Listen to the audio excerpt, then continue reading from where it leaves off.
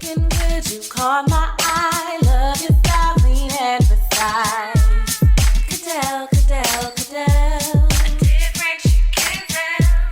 Cadell, Cadell, Cadell. Style unparalleled. Hey, how you doing? I'm here.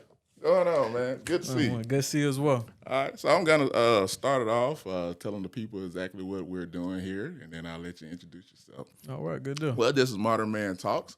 I'm your host, Solomon. I'm here with a good person, which is Herve. And what we're doing at Modern Man Talks is we're talking to six-figure individuals, gentlemen who make six-figure incomes. Only 15% of the American population makes between $100,000 to $150,000 a year. The average median income is $44,000 a year. So I'm pretty blessed and favored to be able to speak with gentlemen who are in that six-figure category. Being that we're in that six-figure category, I want to go ahead and get started, jump into it, and go ahead and introduce our guest, Herve. All right, good deal. So, like I said, my name is Herve. I'm a financial risk advisor, also known as an insurance agent, more layman's terms.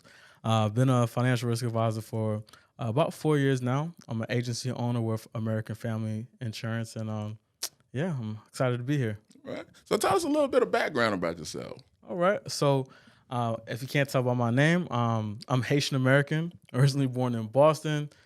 Came down here. Been in Atlanta for about 20 years. Next year going to be 20 years. So outside of Miami and New York and Boston, Atlanta actually has the fourth largest Haitian population. So yeah, I've been out here for a good little minute. Also a board member for the Georgia Haitian American Chamber of Commerce. Yeah, man, just been out here helping people, #insure the bag for a good little minute. Yeah. Okay. All right. So tell us, you say you're a Haitian American. What type of role did your family play in your financial thinking when you were growing up? Got you. So being Haitian American, man, I think just being Caribbean, you see a whole bunch of hustlers, right? Like, you know, my dad always had his main job and he had side hustles. Like, you know, he's very good with his hands, and I would see he would get off of work and then go to somebody's house to do another job, right? And it always sparked me because he always needed a helper. So I was young, making money, just giving my dad tools, like right. helping him screw little stuff here and there. And, you know, it taught me the entrepreneur spirit and also how to be kind of good with my hands too. So, okay. So with a little bit more about your family, were your mom and father, they were together, and were they high income earners, or tell us a little bit more about who they were. So my mom and dad had one of those Haitian relationships. They was never really like officially married, but they've been together. So I would say they were on the lower end of the income scale. I come from a kind of a large family, having three brothers. My dad was what you call a Rolling Stone, a traditional Haitian man. Okay. Had a couple kids. Yeah, we call them PDs. You guys. Yeah, or PTDOs. There's a whole song about it. It's very toxic. It's bad. But so yeah, he had those to support too. So yeah, but you know, they always work. Outside of my mom working her job too, she would babysit, do things like that as well. Okay. So let me ask you. So what about $100,000 signifies financial literacy to you? To be honest with you, I don't even think it means that you're financially literate. I know a lot of people that make $100,000 and more and are still broke. Okay. Because I think they're making the income, but they're not necessarily financially competent. Because if you're spending as much as you're making, or you're giving a lot of it away in taxes, you're really not keeping or making as much as somebody that might be spending or be making 65, 70, but is smart with their money. Okay. So, all right. But I think it's just like, you know, the benchmark. Once you met that 100,000, okay, I did something. Right. Now it's all right, how do I keep some of this money, or how do I invest it smartly? It makes you literate to a point where you know how to make money. Making money, I think, is half the battle. You gotta be able to produce, make it, but then you gotta know how to keep it or spend it wisely. You know what I'm saying? But I think it's that good 50% of all right, you making it now. Now let's, you know, keep it, or let's insure it. You know, I said we secure the bag first, and then we're gonna insure the bag afterwards. Yeah. Let's talk a little bit about your industry. Being that you're from the insurance part of the sector. Tell us a little bit about that. Like, how many people in your type of section make that type of money? Make up to 100,000 and above. So part of the reason why I chose to get into insurance, aside from listening to a mentor of mine who told me you need to find a way to get into some sort of sales, because if you don't have a college degree, sales is going to be the way you do it, right? So I was like, well, I need to find something to sell and something that everybody needs, right? And I'm very observant, right? So when I drive past a lot of insurance, or when I drove past a lot of insurance agencies, I would notice that there's always like one super nice car outside the agency, right? Right. So I'm like, okay, I looked it up. How much does an agency owner make? And I was like, oh, okay. Well, it depends on your book size, but there's a good potential for income. And I sat down with a agent, right? One of my first mentors in the insurance industry. Shout out to Daniel Boulay, also ATTF member, cool guy. And I sat down with him. Like I said, I'm observant. I pull up. I see it's a lifted Rubicon outside, right? Right. I'm like, oh, okay, cool. Me and Daniel chop it up, and I'm looking around. I see he got a nice black Louis Vuitton bag, very cool. Chilling, right? All right. I hear what he's talking about. I did a first round interview, left, came back. 2 days later, I see he had a lowered Mercedes AMG, same color as the Rubicon with red rims. Damn, we doing this is that guy. I'm not cool. Right. Mr. Belay. I came back and he was like, and, we were filling each other out. And he was like, all right, so what is your 5 year goals? I'm like, I want to own a business. I want to make 6-figure income, right? And he's like, all right, well, why would you wait 5 years? All right, like, why don't you do it in 2? All right. And I was like, Daniel, you're right. Like, okay, cool. So it took me, seeing it, right? Okay. Noticing that, all right, there's a lot of potential to make this income in this field, and seeing somebody that looks like me, that's younger, that's doing it too. I'm like, okay, yeah, I'm sold. I'm gonna help people insure the bag. Oh, good. Awesome. So how attainable is $100,000? $100,000 in 2023, very attainable. Okay. You just gotta have some sort of skill to match, and the work ethic to match to make $100,000. How attainable is it to get $100,000 in your field? In our field, very attainable if you know how to produce or you know how to run an agency in a successful manner. Okay. So tell us a little bit about how you run your agency and what makes you so successful. So me and working for Daniel, one thing that he always ingrained with me was go for the premium, right?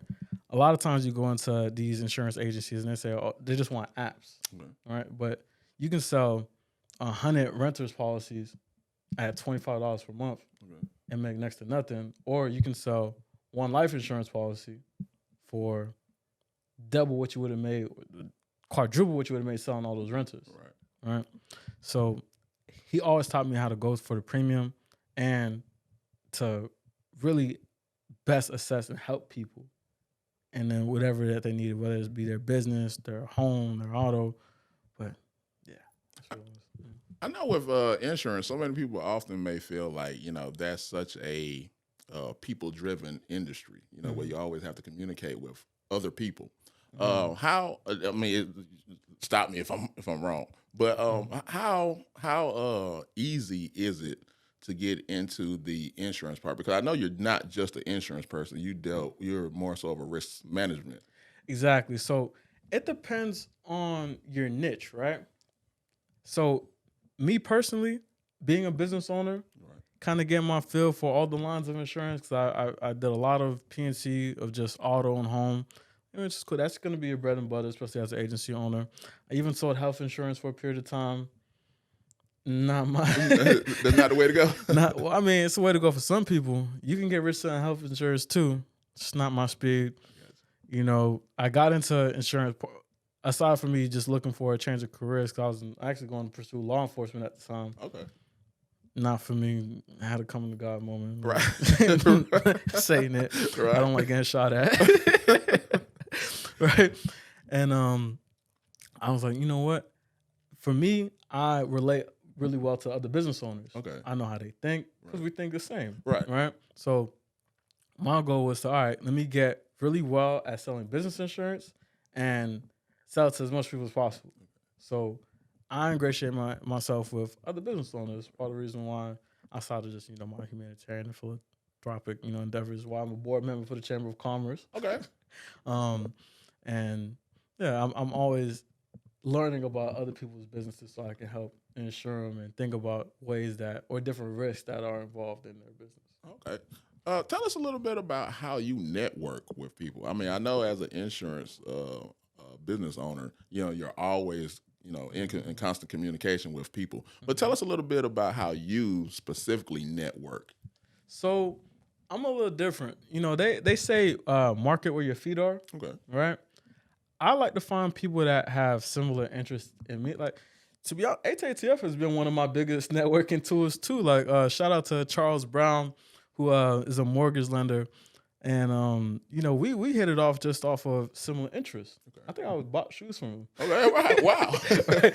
From the mortgage lender. Right? And then it was like, oh, you do this? Oh, I do this too. Oh, okay, cool. Let's see how we can help each other out and let's grow with each other. It's different business owners in ATTF. It's like, and that be the starting point. Like, oh, you like shoes? All right, shoes too. Then it might be let's go grab a cigar. Okay. Or, hey, let's go do this. And then, you just become cool with people and, your interest align and you just start helping each other from there. But I think it's because, we have similar interests and, we are very like-minded. Right. Okay. So individual makes $100,000. Tell us what type of characteristic would this individual have to be able to put their best foot forward to make that type of money? I think every individual who I noticed that makes over $100,000 is a value adder in some way, shape, or form, right?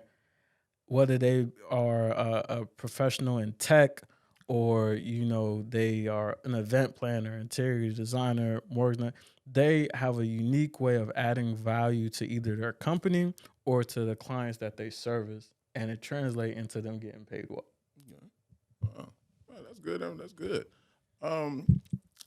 Just thinking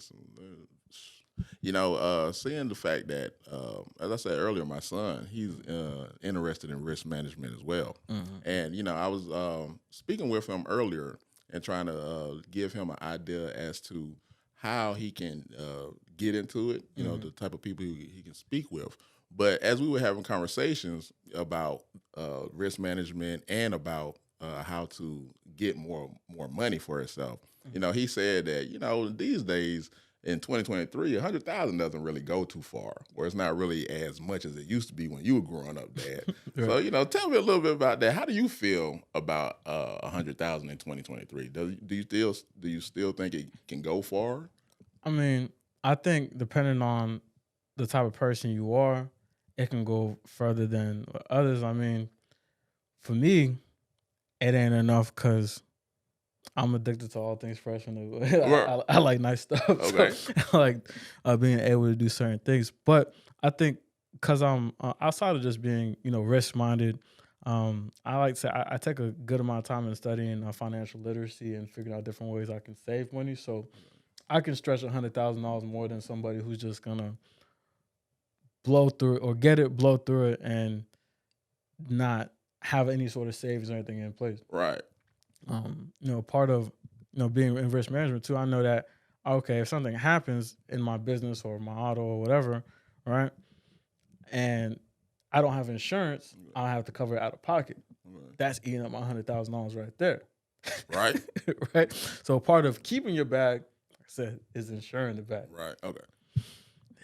So for a typical monthly breakdown, because as a business owner, obviously you have expenses.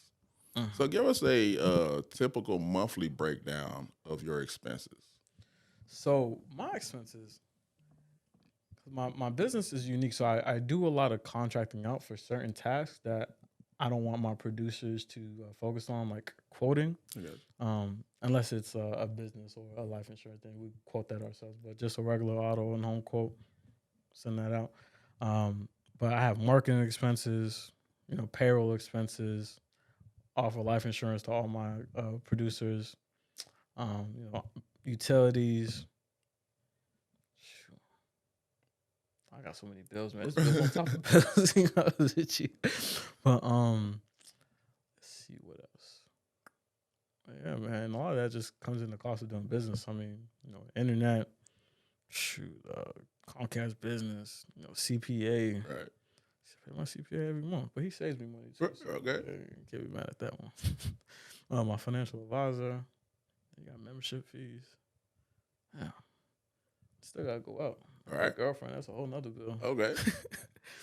What else I got? Probably too much to even think. I try to focus on it. I put them on autopilot. What type of sacrifices do you have you had the experience to be able to get to where you currently are? So my biggest sacrifices are time. Okay. In order to be an agency owner, one, I had to sacrifice time working at somebody else's agency. Okay. I wasn't just gonna go out and apply to be an agency owner for any company because, frankly, I didn't know what I would have been doing. Like, right. I'm glad to have, a mentorship from, people like Daniel Blay. And then on our corporate side, I was a corporate agent before I moved into my own agency. Underneath a big American family agent for about a year as well, and just shadowing them and doing that. I think outside of that too is the time that it takes to be in your business. I'm typically the first person there, last person out. Okay. And that can take you find ways to balance it, but that time is going to be the biggest sacrifice. I got you. So what are some possible challenges what are some past challenges that you may have faced being into this, trying to get a six-figure earner? I think the biggest challenge for me was building the systems in order so they can run themselves efficiently. Okay. Right? I think as a business owner, it's like you're building a machine that builds the machine, right? As far as, because I don't want to be the one that's working to drive the car. Like my producers are the one that's going out there and they're catching business and doing that. But I have to have the systems in place so I can train them in order to duplicate my efforts, so that way I can get some more of my time back. So that way I can focus on other ideas and growing the business and expanding it.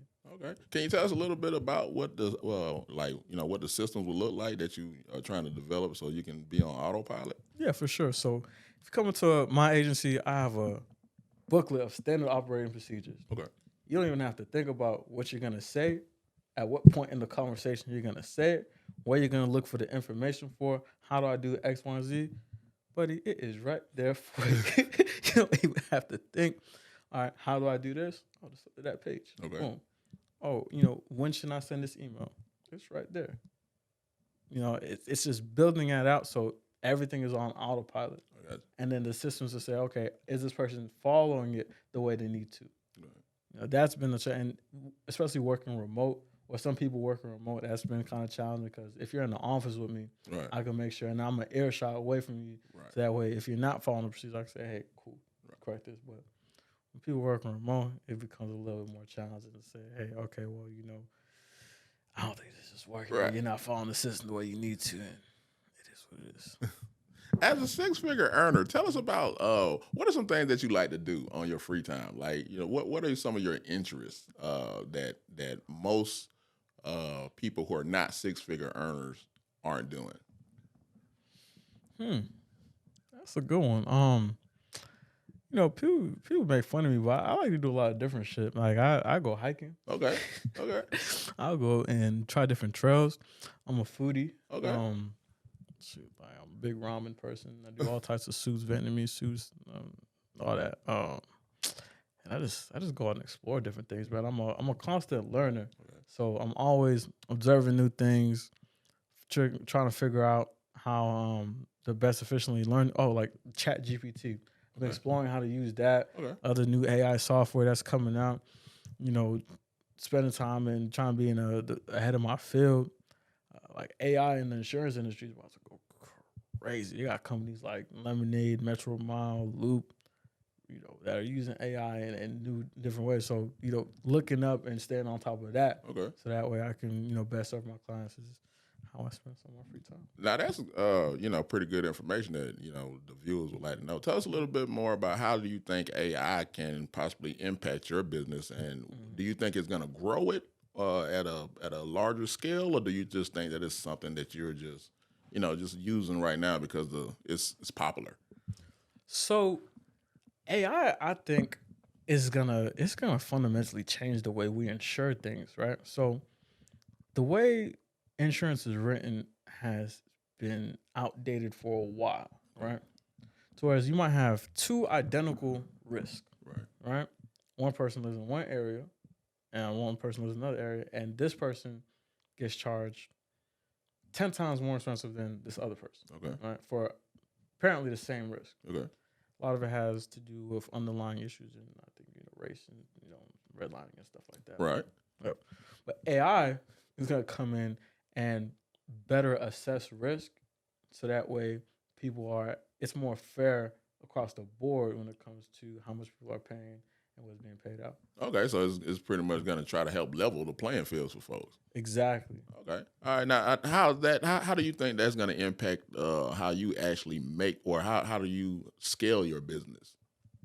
I think it's going to make it a lot easier to help people that, who only look at insurance as a commodity or get the base level coverages because that's what they can afford better coverage. Okay. And help, insure their risk a lot better. Okay.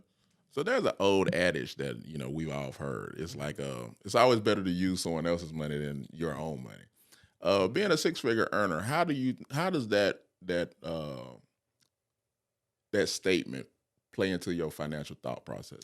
Yeah, for sure. Especially when it comes to growth, if I'm big on, all right, use credit. Okay. All right, like I will. Even though I'm a very versatile person, if I know that if I do X, Y, and Z, it's going to give me a return on investment, I just need the funds to be able to do it. I'm going to get that money from somebody else, pay them their percentage back, and grow it like that. I think it's always better to use somebody else's money. I think the reason why you insure anything is to use the insurance company's money instead of your own money in the event that something that you know that could happen does happen. Right. Especially with life insurance, you know you're going to die. Right. Right. Instead of replacing that person's income with your money, right, use the insurance company's money. Right. How big are you on attaining assets versus going out to utilize either other folks' money or being able to leverage what you have to get more money? How important is that to you? It's extremely important. So, any asset you buy should be making you money. I'm not a fan of buying depreciating assets. Okay. So unless there's a really strong business case for it, I'm not the person going to tell you go buy that that $100,000 car that's going to depreciate in value. Unless it makes sense for your lifestyle, if you could write it off as a business expense, or or you're gonna rent it out or do something with it. But I'm not one to just tell you to buy that asset just for the looks. Right. But whatever asset that you buy, in my opinion, now you have more risk, because if you lose that asset, you're going to be in the hole. Okay. So buy the asset, let it be an income generating asset, and most importantly, insure it. So if you lose it, you don't have to come out of pocket to replace it, especially if it's something that took you a long time to save up to buy. Right. Right. How important is it for business owners to actually have and not just business owners, but how important is it in your area? Because you're more so on the risk management side of the insurance. How important is it for people to be able to get what you're offering them, the service that you're offering them? I mean, it's extremely important. Part of going in business is planning for the worst, right? And that's where insurance come in. I think there was a statistic, like 1 out of every 5 businesses has a loss within the first 2 years. Right. So depending on what that loss is, it can either set you back a little bit or it can set you back a lot. If you have insurance, it ain't gonna set you back at all. So just keeping that in mind and planning for that, so that way you can focus on the bigger picture items, which is how to get to your 6-figure income in that business. Right.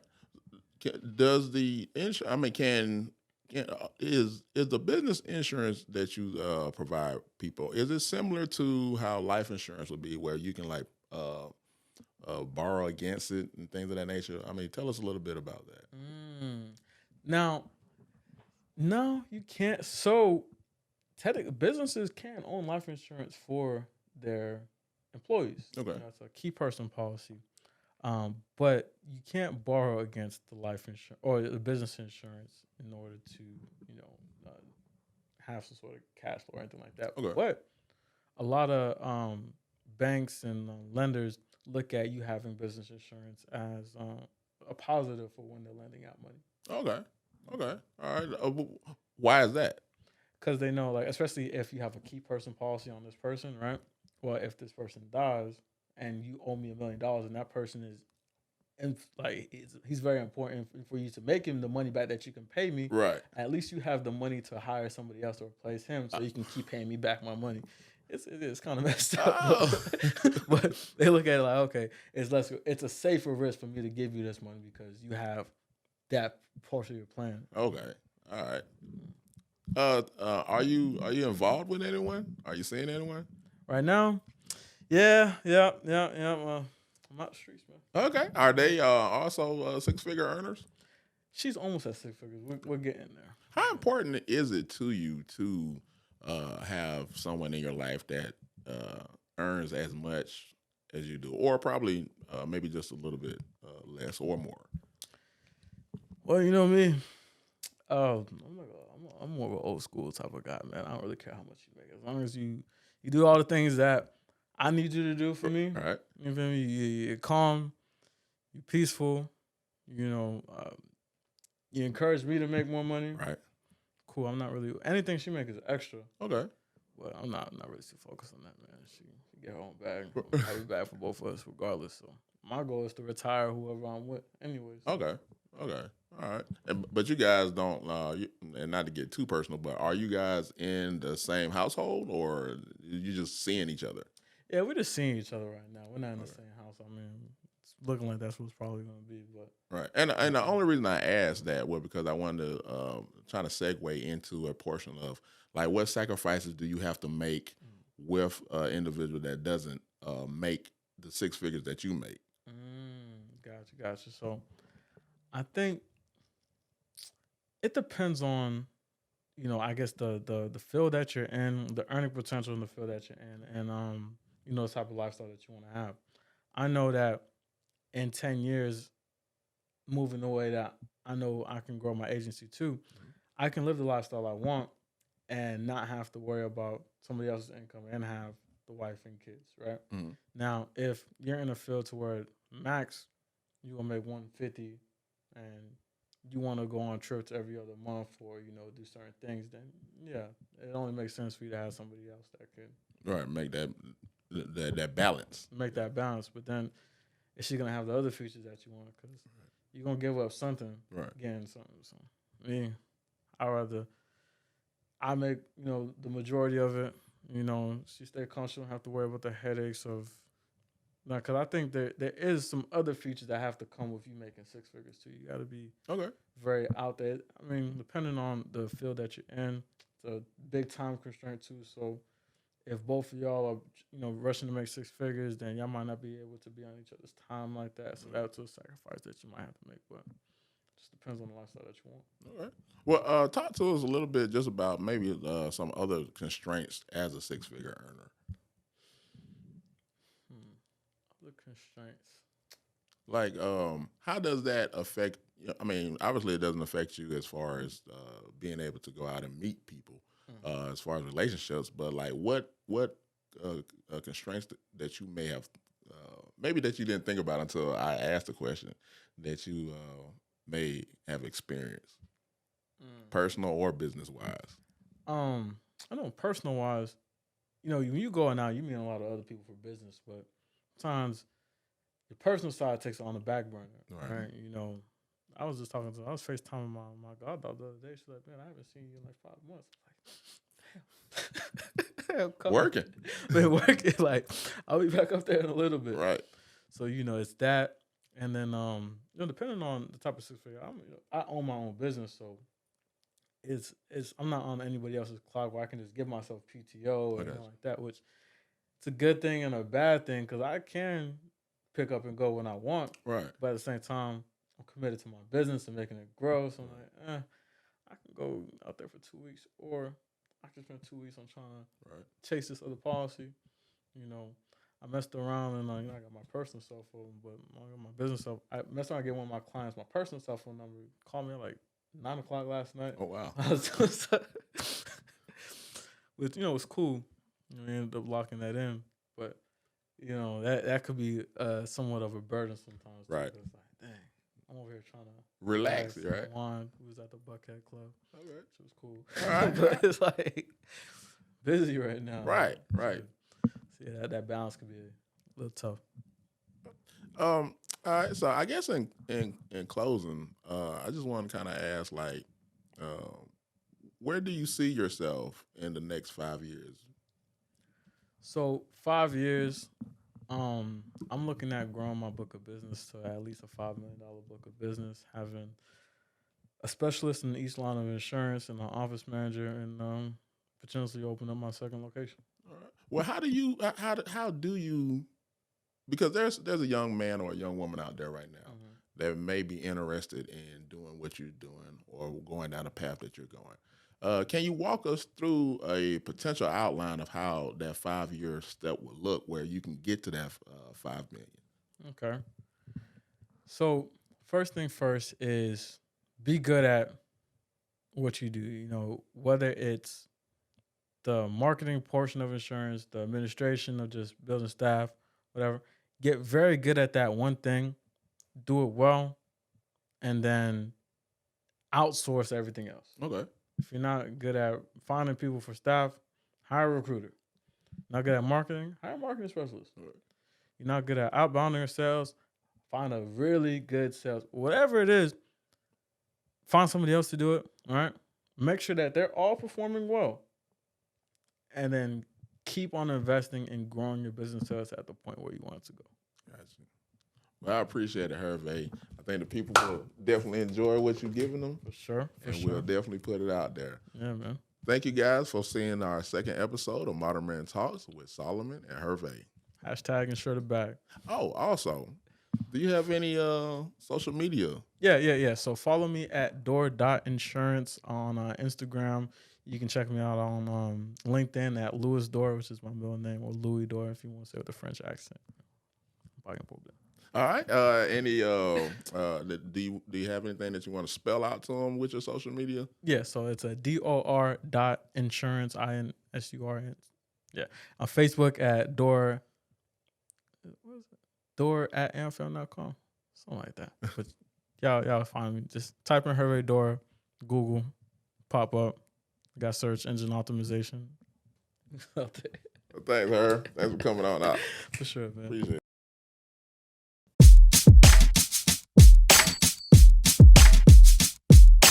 Looking good, you caught my eye. Love your style, clean and precise. Cadell. A difference you can tell. Cadell. Style unparalleled. I love a Cadell man. You're really put together. I like that. I love a Cadell man. Cadell. I love a Cadell man. Cadell products, modern products.